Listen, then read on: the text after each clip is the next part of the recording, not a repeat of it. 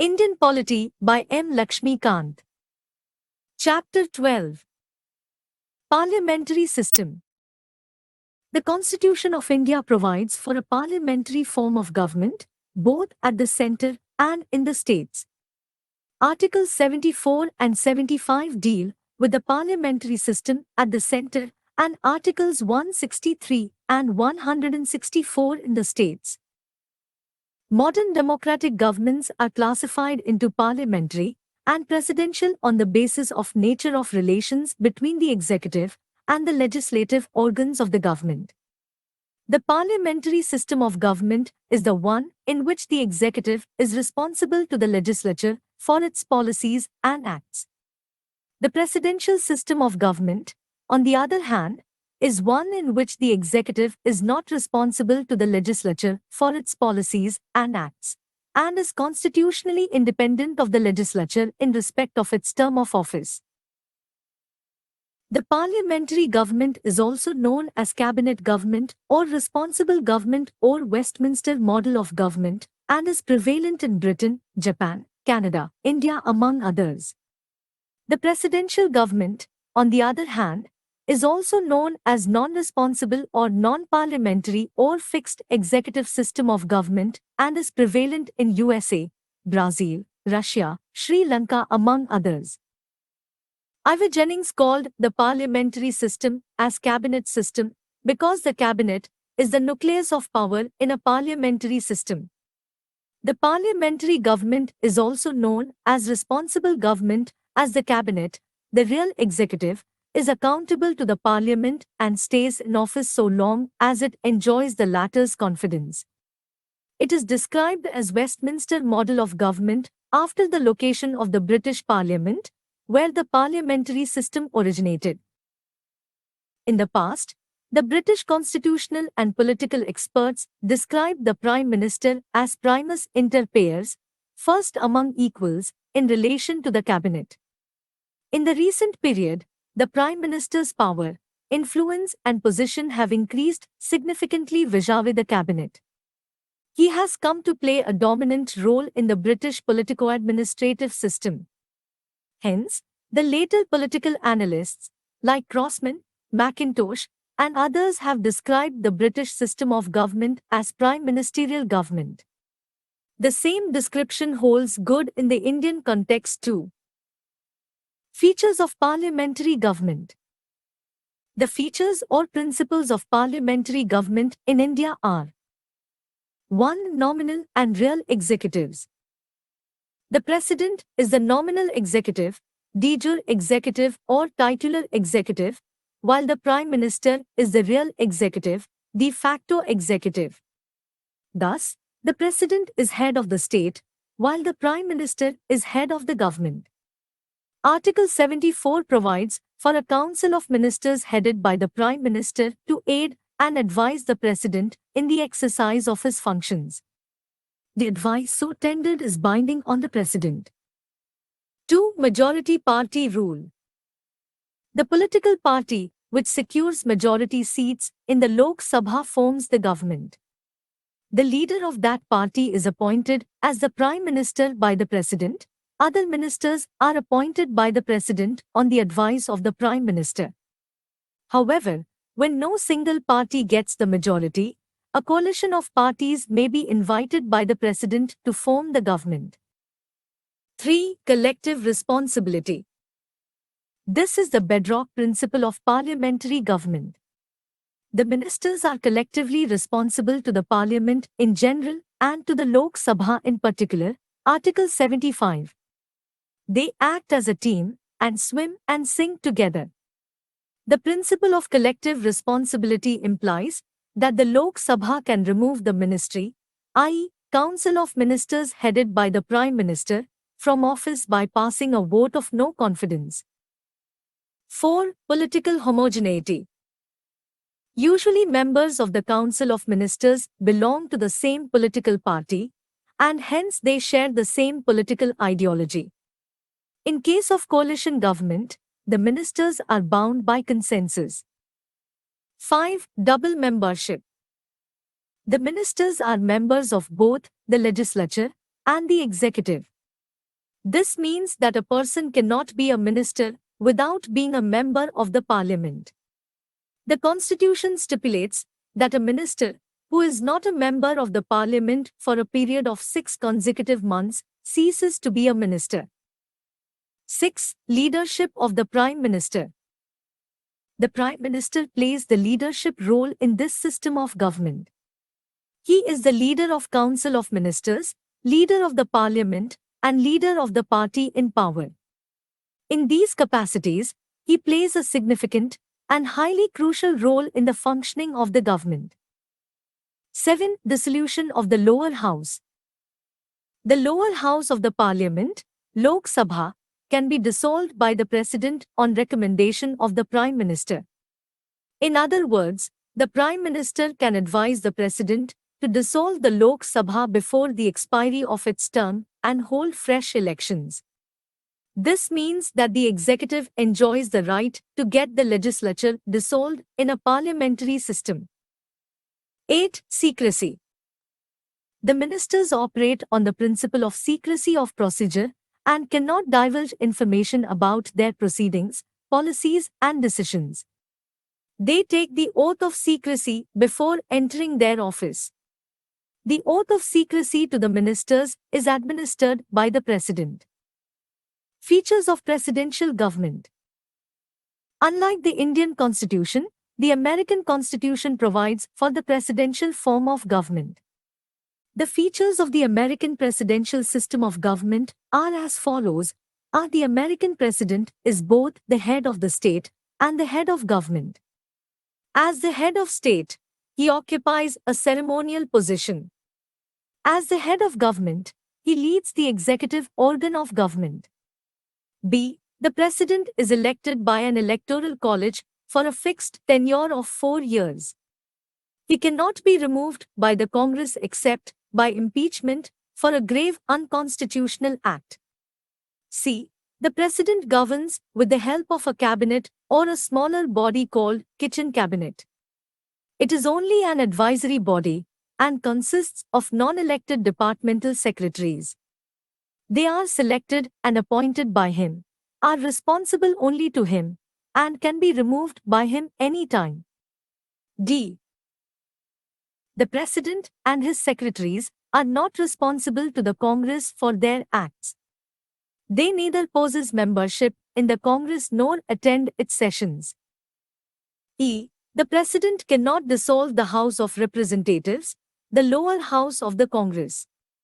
F. The doctrine of separation of powers is the basis of the American presidential system. The legislative, executive, and judicial powers of the government are separated and vested in the 3 independent organs of the government. Merits of the parliamentary system. The parliamentary system of government has the following merits. 1. Harmony between legislature and executive. The greatest advantage of the parliamentary system is that it ensures harmonious relationship and cooperation between the legislative and executive organs of the government. The executive is a part of the legislature, and both are interdependent at work. As a result, there is less scope for disputes and conflicts between the two organs. 2. Responsible government. By its very nature, the parliamentary system establishes a responsible government. The ministers are responsible to the parliament for all their acts of omission and commission. The parliament exercises control over the ministers through various devices like question hour, discussions, adjournment motion, no confidence motion, etc. 3. Prevents despotism. Under this system, the executive authority is vested in a group of individuals, council of ministers, and not in a single person. This dispersal of authority checks the dictatorial tendencies of the executive. Moreover, the executive is responsible to the parliament and can be removed by a no-confidence motion. 4. Ready alternative government.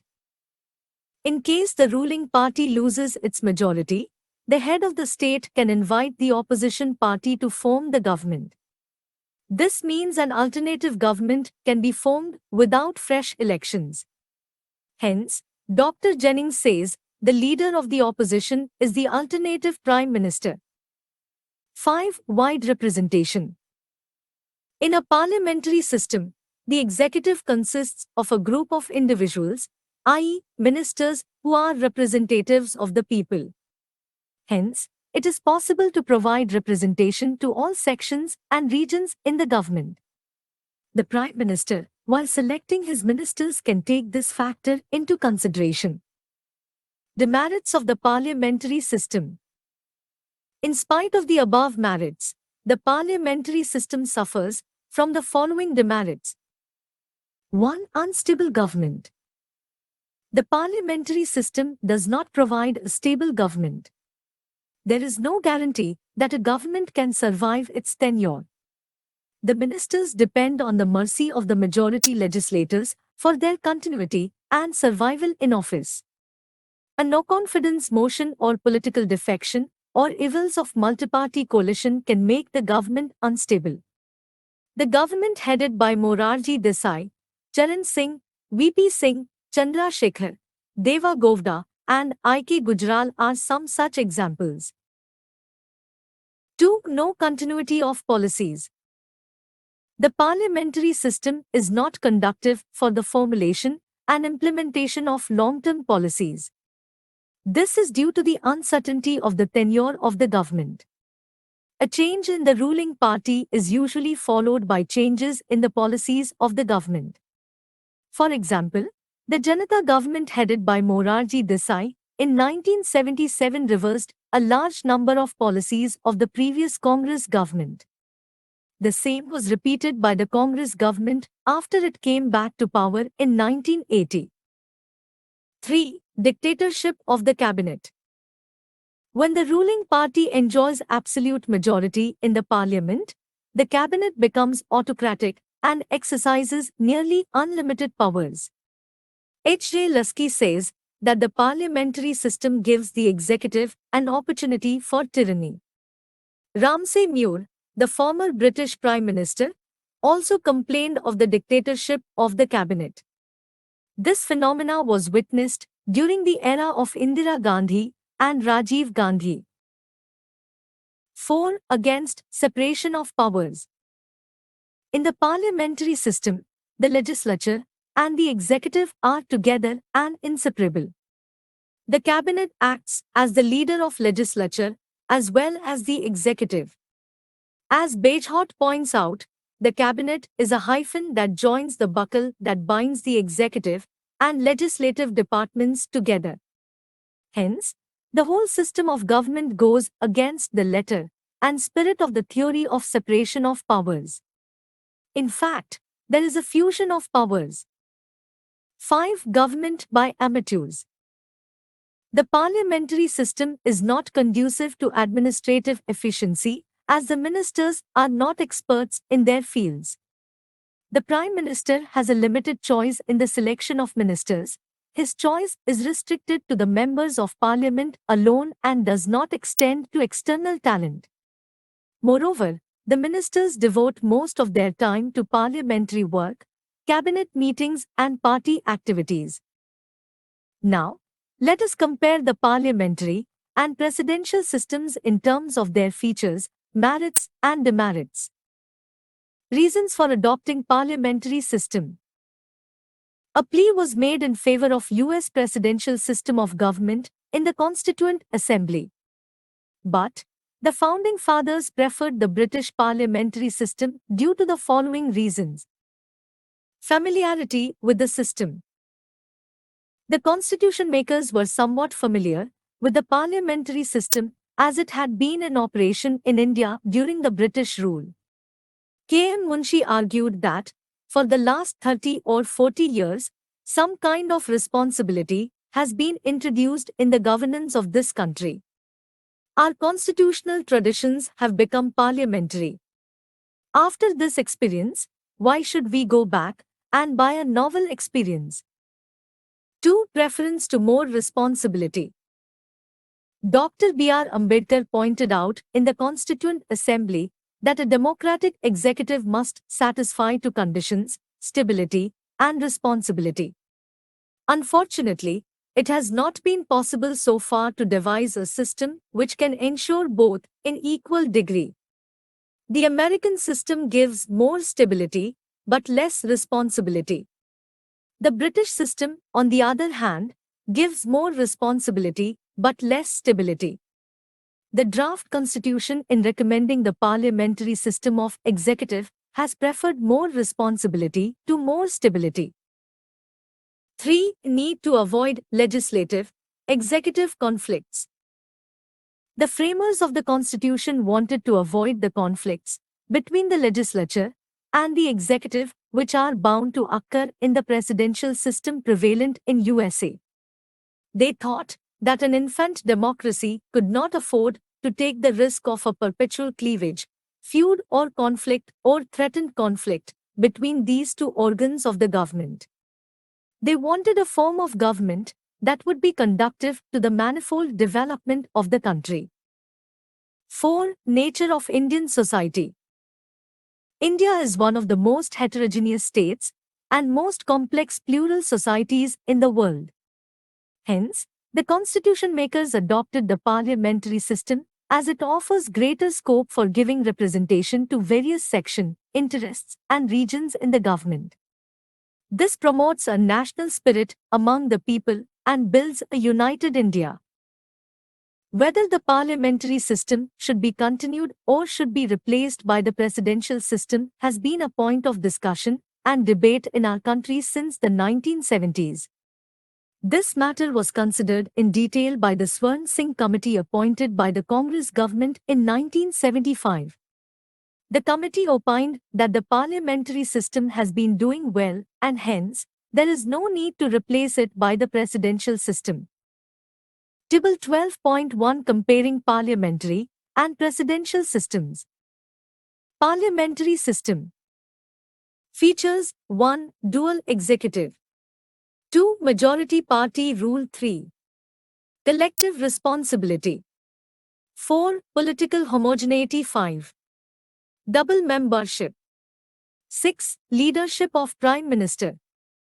7. Dissolution of Lower House. 8. Fusion of powers. Merits. 1. Harmony between legislature and executive. 2. Responsible government. 3. Prevents despotism. 4. Wide representation.